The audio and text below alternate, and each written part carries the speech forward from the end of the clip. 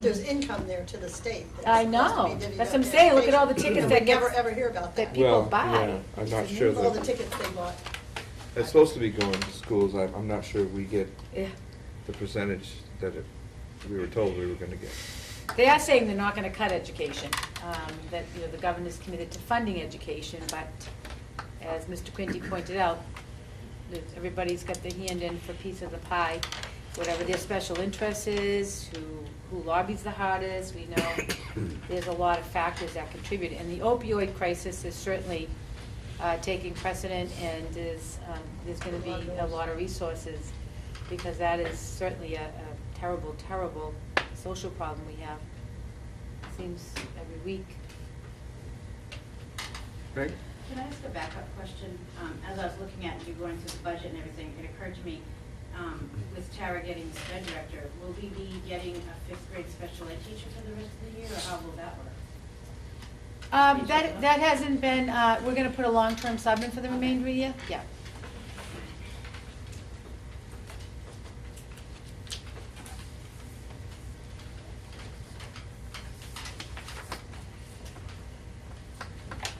All right, thank you very much, Dr. Great Malone. job. Thank you, A Bill. lot of work. Thank you. Anybody have any Process questions? continues. Thank you, Brian. At any time, just shoot an email. Thank you for coming out, Brian. Thanks, Brian. Good job, Mr. Puckett, your first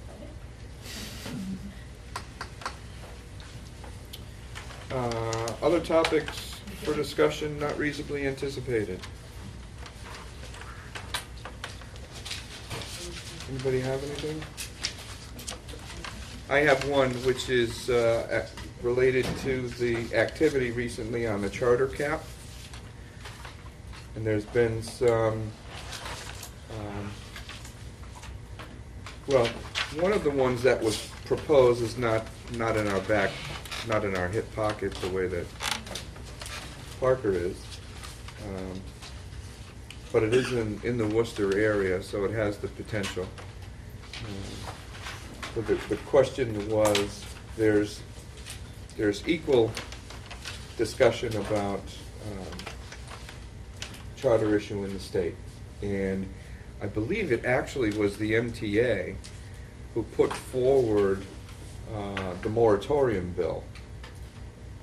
If I'm reading that right, I think it was the MTA that was behind that. My question to the committee is, do you want to authorize me to draft a letter in support of the 3-year moratorium bill, which is now in the legislature, which has been put together as a response for putting a cap on the development of charter schools? If you go on the MTA site, they cite lots of things which we have discussed. And it's not against any particular charter program.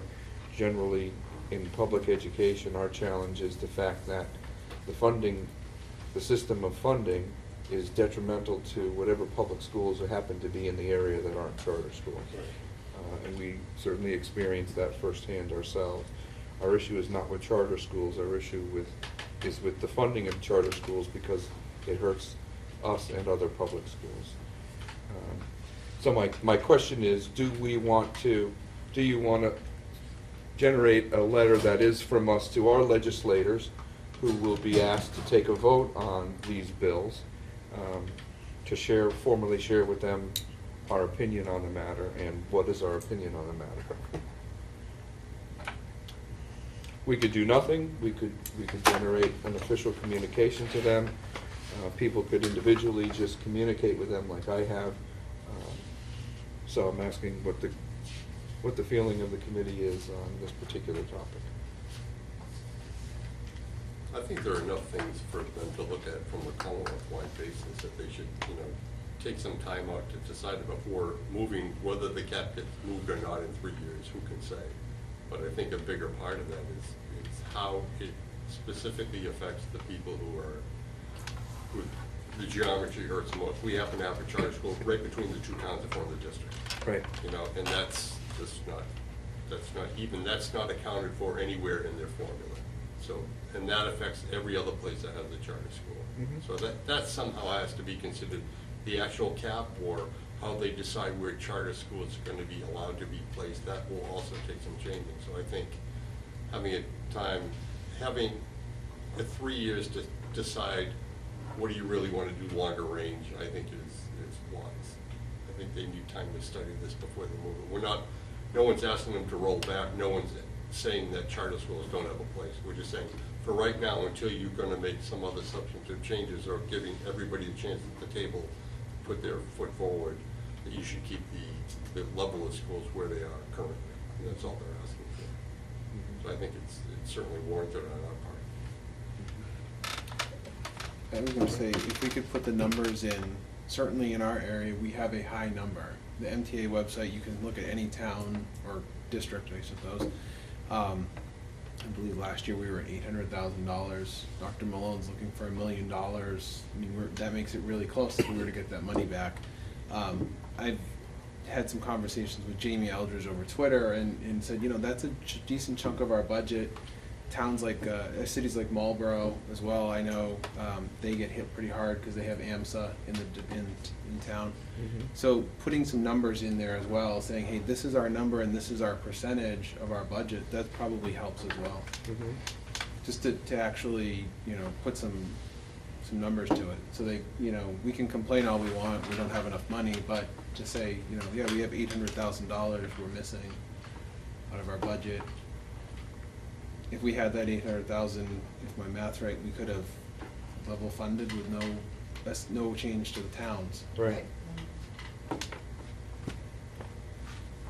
I would certainly support it. I think charter schools have not been investigated well enough. I think their operation has not been investigated well enough. And their proposal was that they were going to be basically places where people could experiment with education and then pass those lessons to the publics, to the regular schools, and they haven't done that. So I think it would be very good to stand back for 3 years and see what the real value is, because I don't think it's been shown well.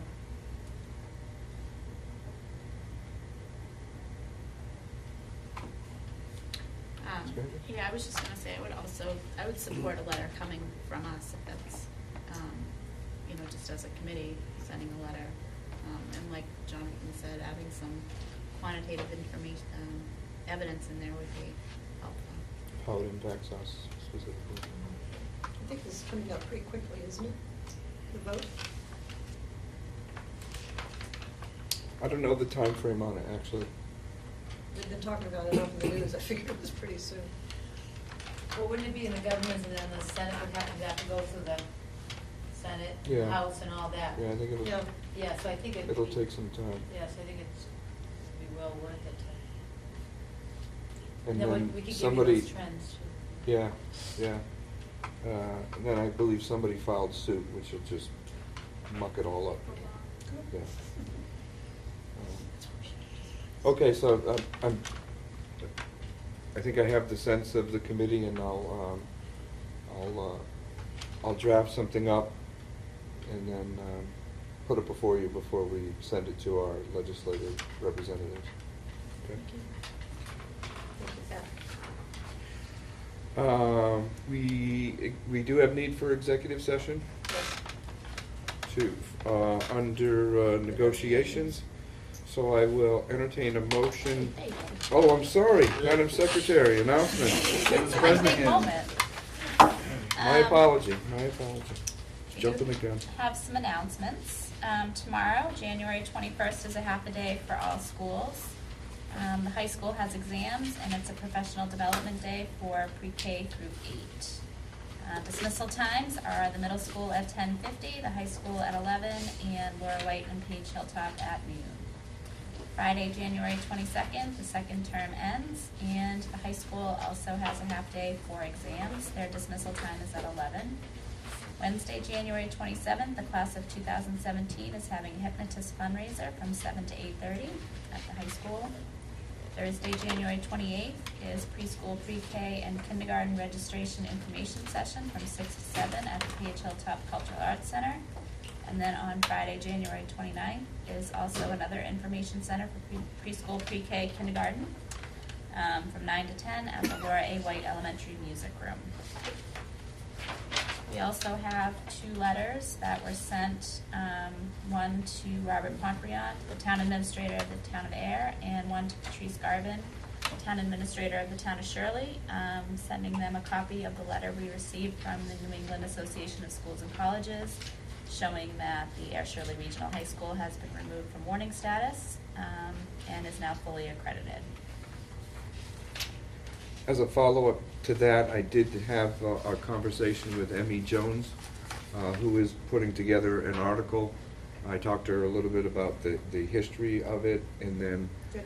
the current state, and so Mary reached out to her and she called me right away, and so she's putting an article together which will help highlight that we've had that success. Joyce? I really miss the Janice Bresnahan run. And That's gonna be on May 15th. Well, it's not on the announcements. Oh, jeez. I mean, that's just. Sorry. Stop. We thought you knew that by now. No, I'm sorry, but it's, you should never let it get out of your sight. It was a funny running gag. Yes, Yes. yes. Can we reinstitute that, please? Yes, it's pleasurable. Yeah. I will certainly put them back on. May 15th and September 27th. Right, Yeah. right. Please. I'll never forget. And May's coming up soon. It's almost That's June. it. Get it on the calendar. Yeah, our science fair, ASF Science Fair, That should middle be on school there. science fair. Do you want that date? I can tell you that. Yeah. Yeah. I think it's March 4th, but let me check. We're still working out some issues with the calendars in the school. Mr. Tebow is still working on them, some of the postings and the syncing, and Michelle, you might know more about it, but I check it all the time. As Mary Beth has pointed out, probably the traffic on the website all the time. We were laughing one day because we said, the number of the traffic, so she wrote, I'm sure it's you, Mary, all the time. I said, you go on. It's 22 of the 25 are you. But, so it's just the problem with syncing, correct? Yeah, there's something wrong on the provider side. I don't know if it's Redeker's side. The Apple. From when we put the data onto the calendars on the website, it's the retrieval portion that isn't syncing properly and updating where it's supposed to. So they've been working really hard on trying to figure out. Mike's been working really hard on trying to, get to the bottom of it, and now it's in the hands of the provider to come up with a solution, I guess. So, in the meantime, we just keep updating a lot of calendars.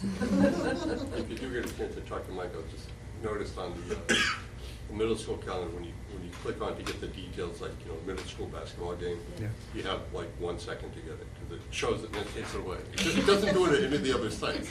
Oh. It just shows it to you for a second, Yeah. then erases it, you get it. Okay, Like, well, so, yeah, I Just went be on there, quick. because when I would click on, I would show you the monthly calendar, it would be this big calendar. Yes. But, You can still get that. You can still get that. Yeah, but the that's other all I one- could get to, I couldn't get anything Oh. else. See, it's weird. Yeah. And you I get to everything, okay, and when you click on the game to find out, where it is and what time it is, if they're the first or second game, Right. it just shows it to you for a second, and then you're like. Not quick enough. quicker, You gotta quicker, keep coming quicker, back. quicker. The Well, middle the school other thing- science fair, Michelle, is, I'm sorry, March 4th at 6:30. And the other place to find the athletic schedule, which is a nice schedule, is under students, I think, is athletics. You click on that and then you click on schedule, and it's a nice, gives you the big, you can look this week, next week. And Yeah, it is good, and it actually lists middle It's a- school. and- Yeah, it's a nice calendar. And we're trying to, I'd asked Mike, I'll write that again, to put that link right where our calendar is too, so you Right. don't have to go look for it. Right. So you can click on the athletic, click on the school year calendar, and everything's right there, so I'll remind you of that again. All right, now I'll entertain a motion to enter into executive session, returning to regular session solely for the purpose of adjournment. Judge Reed, aye. You got a motion, you gonna second the motion? I second Second it. motion. Okay. I thought you wanted a roll call already. I Wait, didn't, wait a minute. I didn't hear the second, that's what. Motion second, Yeah. okay, now we can roll. Judge Reed, All right. Um, Aye. Aye. All right. We're in executive session.